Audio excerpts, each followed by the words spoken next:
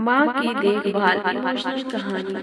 माँ अस्पताल में एक बेड पर पड़ी थी। अस्पताल के बरामदे में उसके दो बेटे और एक बेटी चिंता में टहल रहे थे। भाई बहन को अपनी माँ के लिए सेहत की चिंता तो थी, लेकिन उससे भी ज्यादा चिंता इस बात की थी कि अब माँ को अपने साथ कौन रखेगा। जब तक माँ स्वस्थ थी, वह इन तीनों से अलग अपने पुराने घर में रहती थी, लेकिन अब ऐसा करना खतरे से खाली नहीं होता, और ऐसा करने से समाज में तीनों बेटे बेटियों का नाम भी खराब होता। लोग कहते कि देखो कैसी औलादें हैं, बीमार माता को अकेला रहने के लिए छोड़ दिया है। एक घंटे से बिना कोई बातचीत किए वह तीनों अपने अपने विचारों में खोए हुए थे। फिर बहन ने चुप्पी तोड़ते हुए अपने बड़े भाई की तरफ देखते हुए कहा, भैया, आप बड़े हैं, इसलिए आपका कर्तव्य है कि माँ को जरूरत के समय आप रखें और उनकी देखभाल करें। छोटी बहन की बात सुनकर बड़े भाई ने पहले अपनी पत्नी की ओर देखा और बोला, मैं इस बात से बिल्कुल इनकार नहीं करता कि बड़े होने के नाते मेरा माँ की देखभाल करने का कर्तव्य है, लेकिन तुम तो जानती ही हो कि मैं और तुम्हारी भाभी दोनों ही जॉब करते हैं। ऐसी हालत में माँ के साथ किसी न किसी को हर वक्त उनकी देखभाल करने के लिए उनके साथ रहना पड़ेगा, जो हमारे लिए बहुत मुश्किल हो जाएगा। बहन, तुम तो पूरा दिन घर पे ही रहती हो, तुम माँ को अपने साथ क्यों नहीं रखती? पैसों की चिंता मत करना, जो भी खर्चा आएगा मैं दे दूंगा।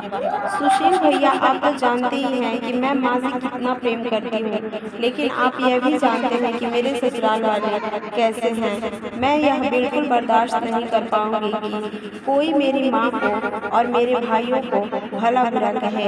इसलिए अच्छा यही होगा कि माँ को अनिल भाई के यहाँ रखा जाए। बड़े भाई सुशील ने भी छोटे भाई अनिल के यहाँ माँ को रखने के लिए सहमति जताई। आप यह कैसी बातें कर रहे हो? क्या आपने नहीं देखा है कि माँ कभी भी मेरे घर 2 दिन से ज्यादा नहीं रुकी है? उसका मेरे यहाँ मन नहीं लगता है, फिर कैसे वह इतने दिन मेरे घर पर रह पाएगी? छोटे भाई ने अपनी असहमति जताते हुए कहा। इससे पहले कि इस चर्चा का कोई नतीजा निकल पाता, एक नर्स वहाँ दौड़ते हुए आई और कहने लगी, क्या आप ही वार्ड नंबर 4 में भर्ती मरीज के रिश्तेदार हैं? आपको डॉक्टर साहब अंदर बुला रहे हैं। सभी घबरा गए और दौड़ते हुए डॉक्टर के पास पहुंचे। डॉक्टर ने उनसे हाथ जोड़ते हुए कहा, आई एम सॉरी, मैं आपकी माता जी को नहीं बचा पाया। डॉक्टर की इस खबर ने सबके चेहरे पर छोटी मोटी दुख की परत तो चढ़ा दी थी, लेकिन सभी के दिल के किसी कोने में इस बात की खुशी भी छुपी हुई थी कि अब उन्हें माँ को नहीं संभालना पड़ेगा और माँ की वजह से उन्हें परेशान नहीं होना पड़ेगा। दोस्तों, छोटी सी यह इमोशनल कहानी ही समाज का सत्य है। यहाँ लोग ऊपर से जो दिखाते हैं वह अंदर से नहीं होते। जो माँ बाप अपने 4-4 बच्चों को बिना किसी शिकायत के बड़ी आसानी से संभाल पाते हैं, आगे चलकर जरूरत पड़ने पर यही 4 बच्चे मिलकर भी उन्हें नहीं संभाल पाते या नहीं संभालना चाहते।